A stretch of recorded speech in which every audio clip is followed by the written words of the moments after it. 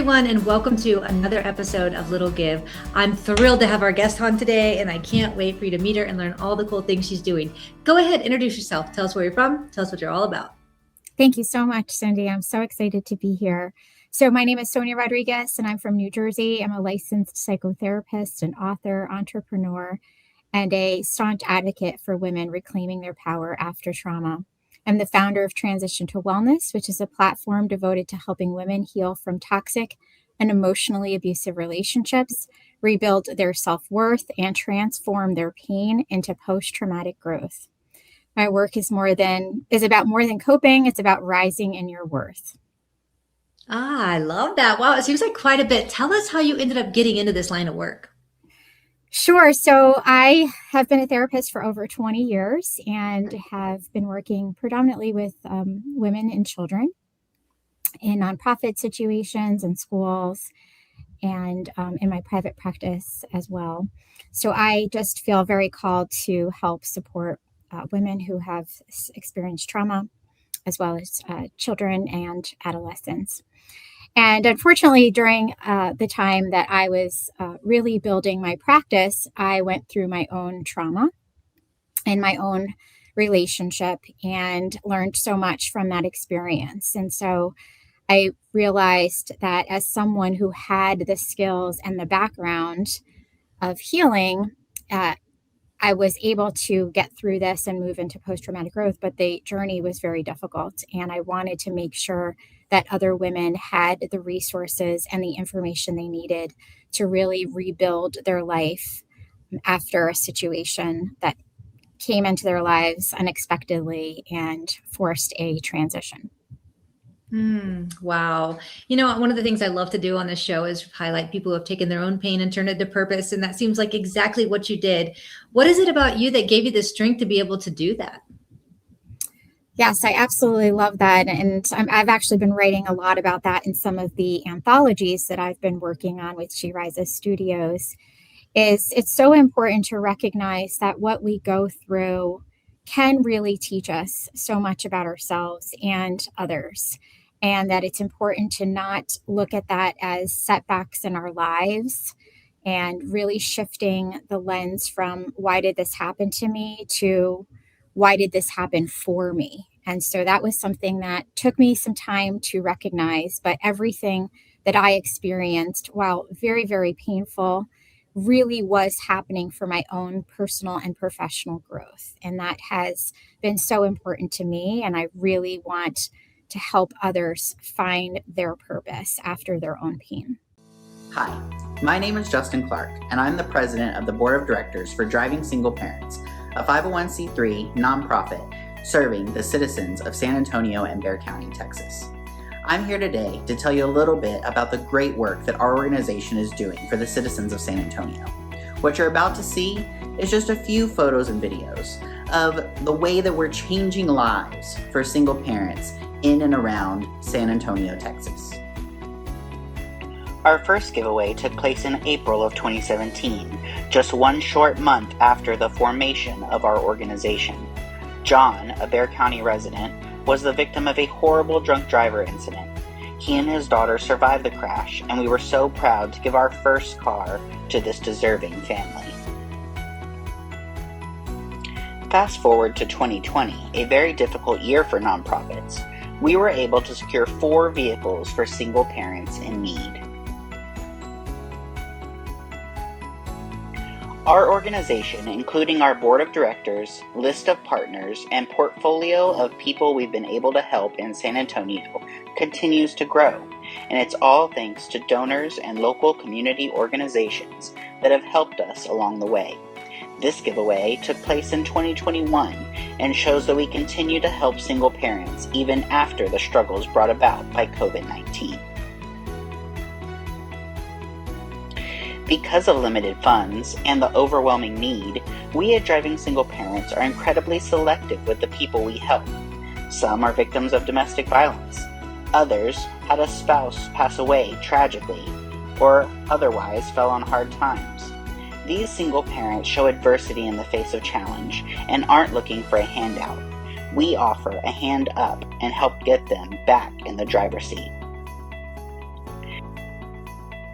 Many of the single parents we help go on to graduate college, get promotions, get married, mentor others, and some have even been so touched by the gift we gave them that they have decided to join our board of directors to pay it forward and ensure the continued growth of our organization.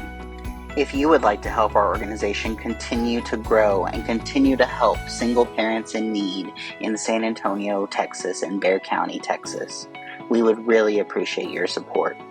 Please visit us online at www.drivingsingleparents.org. Thank you. So what advice would you give somebody who's probably watching this right now thinking, wow, I've been through some struggles and I wish I could be in a place like Sonia is? Sure, I love that question. I really want them to know that they're not alone. One of the things that I really struggled with when I was going through some of the relational traumas in my marriage was that I really didn't want to talk about it. I didn't want others to know what was going on. I had experienced betrayal and felt really like I wanted to just be silent about it. And so it wasn't until my own healing that I was able to really talk about how this impacted me. So I want women to know that they don't have to be silent and they don't have to feel alone and isolate themselves, and to really connect with other people with the right resources in their healing process, and to know that the healing process is not linear. So they're going to have ups and downs. It doesn't mean that they're getting worse. It's just that they're going to have moments where things are going to be harder or they're going to be triggered. And so to recognize that this is a process, to keep growing, keep learning, and keep working on themselves and their own growth. Wow. So what would you say would be the best first step for somebody who's feeling like the world is just kind of coming in on them? Sure. The best first step is to reach out and connect, whether that's with a therapist, a coach, a support group, or even just a friend who has been through something similar. So really feeling like they're not alone, or at the very least, finding a book or a resource where they feel like it's helpful for them and that it's not something that causes them to feel like they're alone in this process. Wow.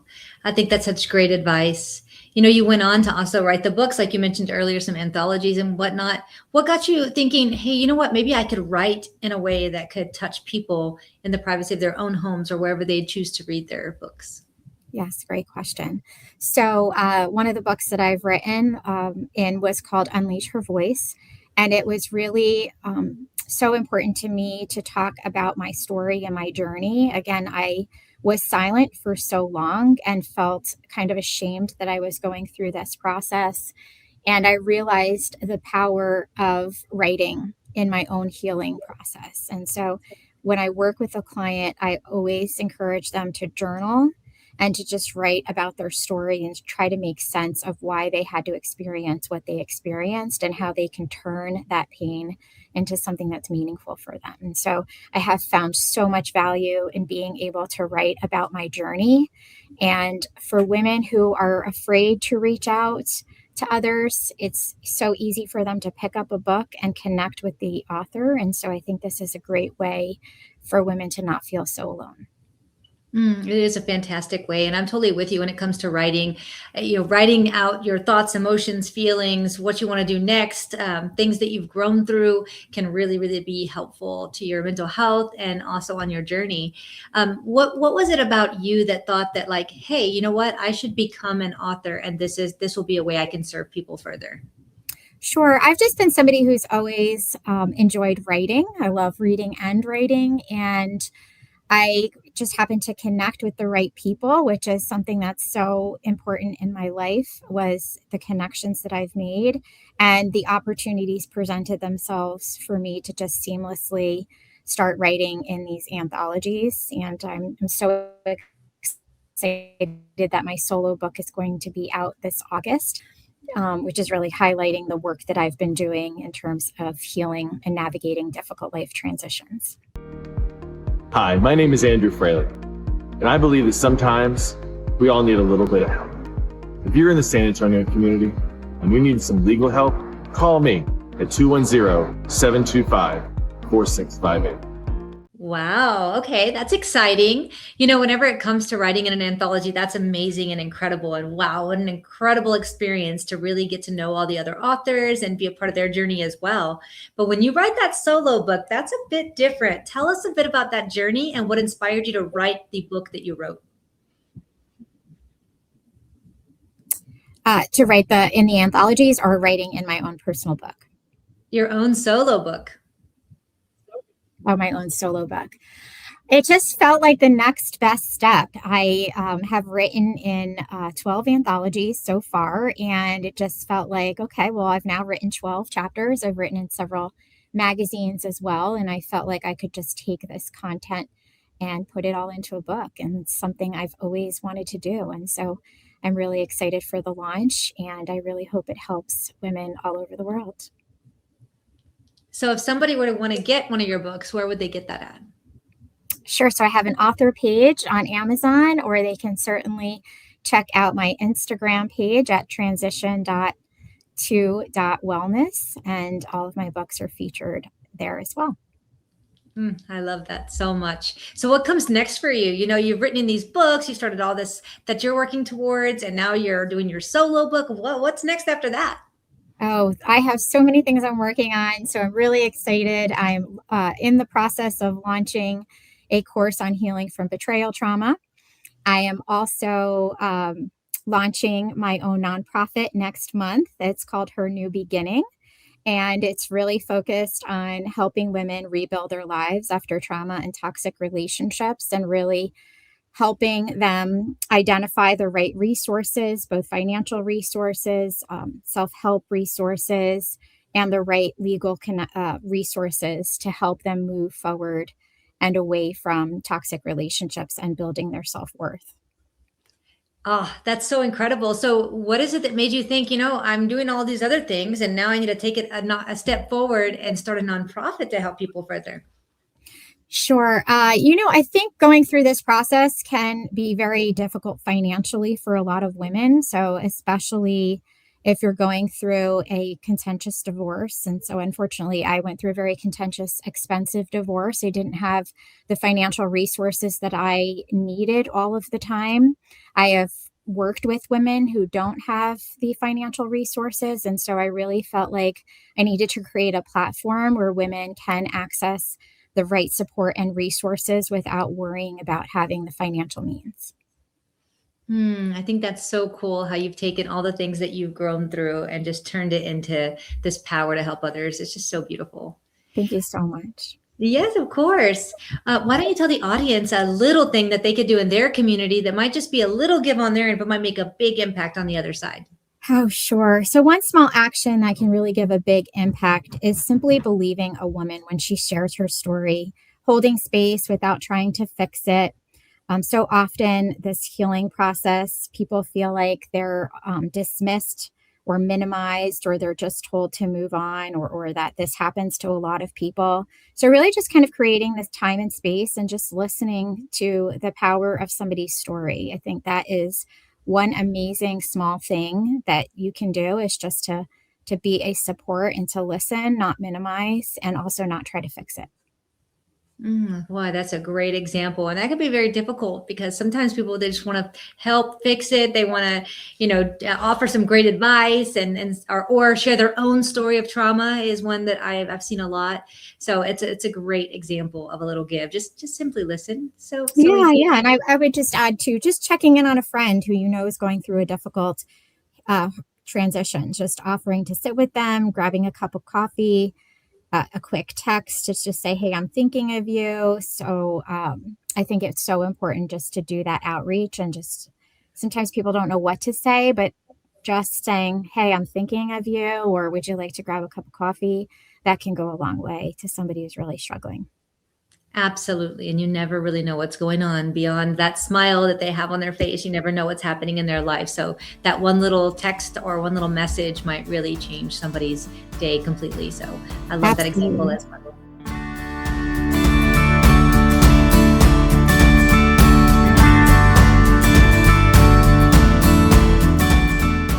Why don't you tell the audience about a time in your life where somebody did something little for you that might have just been a little give on their end, but really made an impact on you and in your life? Sure, I've been so fortunate in this area where I can think of several women who stepped into my life during pivotal moments, mentors, supporters who probably didn't realize how much their encouragement meant to me at the time. I've had supportive bosses, supportive colleagues, and there were just so many moments in my healing journey where somebody simply affirmed, what I was going through, took the pressure off of me, and really just helped reflect back the strength that I was demonstrating and saying, "Hey, I'm here for you," and just helping me with a small resource, something that I didn't yet know about. So there were so many women along my journey that have really helped me grow both personally and professionally and to rise above the challenges that I've experienced myself. It's a So it may have beautiful been a example. conversation or a recommendation or a resource they simply shared with me. It was just very, very meaningful. Beautiful example. Thank you so much for sharing all of that. What about nonprofits? Are there any nonprofits you're excited about besides the one you're starting? Sure. Well, I'm incredibly excited about my soon to launch nonprofit, Her New Beginning. And I am also very honored to serve as a board member for Safe and Sound Somerset in New Jersey, which creates safe, supportive spaces for emotional wellness and for survivors of domestic violence and sexual assault. So I'm so excited to be a part of this organization. And both of these organizations really reflect what I believe in, that healing doesn't happen in isolation, it happens in community. Wow. I always love it when people come on the show and they share a nonprofit I haven't heard of before. I've been doing this show for 3 years now, and it's amazing that I get to learn about these new nonprofits all the time. And some have been around for years and years, and I've never even heard of them. So I'm so grateful that you're willing to share them and their platform with our audience today. How did you come to know them? Sure. I had been referring so many of the women that I worked with to their organization and felt strongly about their mission. And then randomly one day I was on LinkedIn and I saw a posting that they were looking for a board member. And I applied, and I have been a board member for over 8 years now. So I'm so excited to be part of that organization because it really helps so many people connect with the right resources. Oh my goodness. It's so clear that you really have a heart for service with all the things that you do. You seem like you try to touch people in so many different ways. And I just find that to be so beautiful. You're such an inspiration to all of us. If there's somebody who's watching right now and they say, oh my goodness, I need her help, or I just want to connect and learn more, can you give them all the details where they can get in touch and find out more about you and all you do? And also how they can learn more about your nonprofit that's coming up? Sure. Thank you so much, Cindy. I mean, I feel the same about you and all of the amazing work that you're doing with your organization. I would say the best way to reach out to me is either through my website or through transition.to-wellness on Instagram, or also Transition to Wellness on LinkedIn. So all of those ways are the best ways to reach out and connect with me. Wonderful. Well, thank you so much for being on today. And for everybody who's out there watching this episode, I'd love for you to go connect, find out more, visit the website, get in touch, and see how you can either seek out her services or get involved with that new nonprofit she has upcoming. If you were excited about the nonprofit she featured today, please do go to their website. Find out more. And if it's something you're passionate about, go make a donation. $1 or $5 multiplied by all the people watching this episode today truly makes a big impact to these nonprofits week after week. We're so grateful for all of you watching today. And we're so grateful for you, Sonia, for being on and sharing your wonderful gifts with us today. Thank you all again, and we'll see you all next week. If you enjoyed this episode of Little Give, head on over to our website at littlegive.com. You'll be able to find all the information about previous episodes and past guests that we've had on. If you or someone you know would like to be a guest on Little Give, all the information is also on the website. And if you have a nonprofit that you love and would like to recommend be on the show, all of that information is also on the website. We really appreciate you watching today, and we can't wait to see you again next week.